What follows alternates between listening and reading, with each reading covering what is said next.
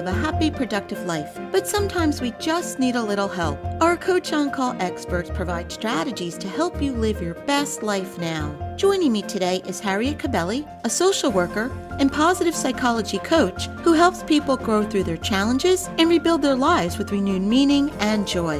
Harriet is here today to discuss developing a growth mindset. Welcome, Harriet. Thanks for joining us. Hi, Joan. It's great to be on your show. Harriet, we hear a lot of talk today about the fixed and growth mindset. Explain the differences between them. So, okay, let me just start off by saying that the person really who we have to credit towards this whole idea of a growth mindset and bringing us into this world of what this is a psychologist out of Stanford University, and her name is Carol Dweck.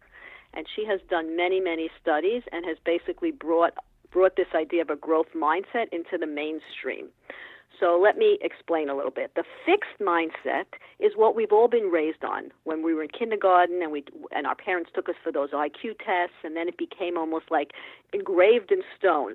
This is their intelligence, this is their IQ, this is it for life.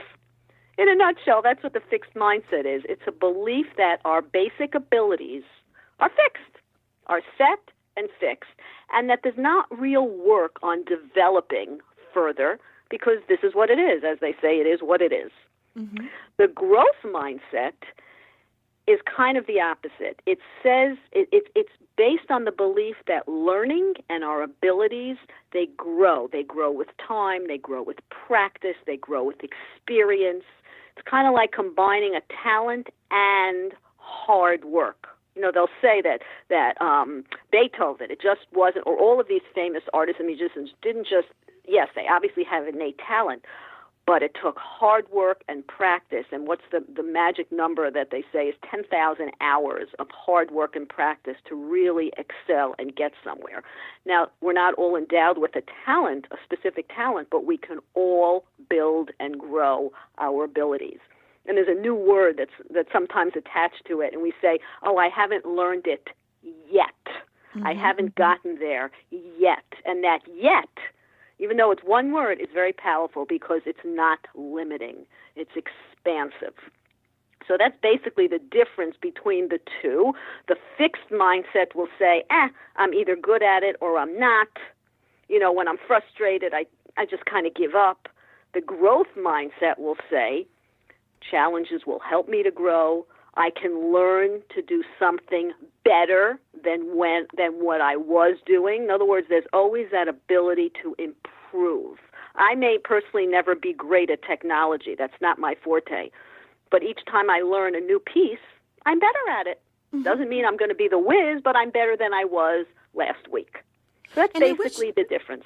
Well, and I wish everyone understood this because oftentimes, I know growing up, kids were labeled a certain way, or we tend to, like you said, believe that there are things we can never accomplish because we're not that type of person.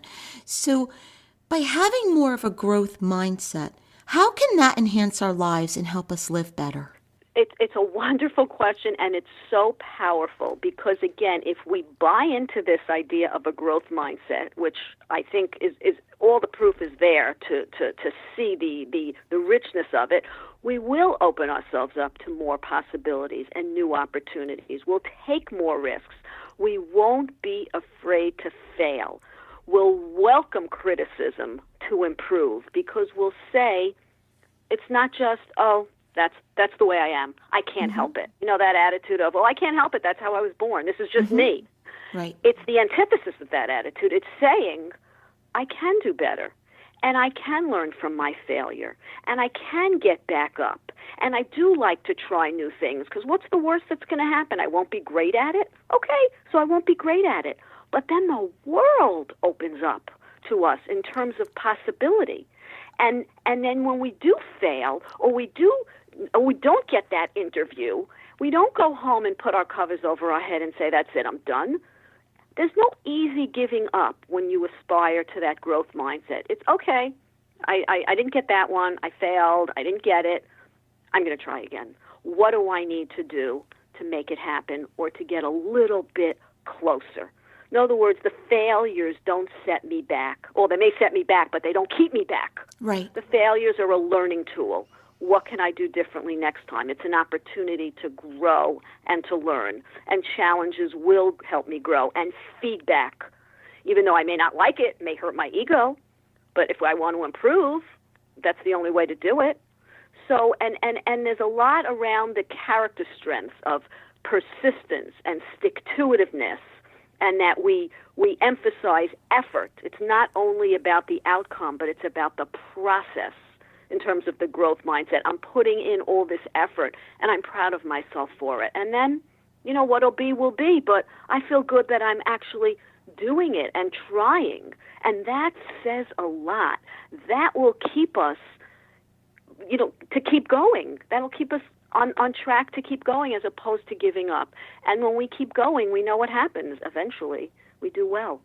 Harriet, thank you so much for being here. I am such a firm believer in the growth mindset. And as you said, it does give us endless possibilities in life.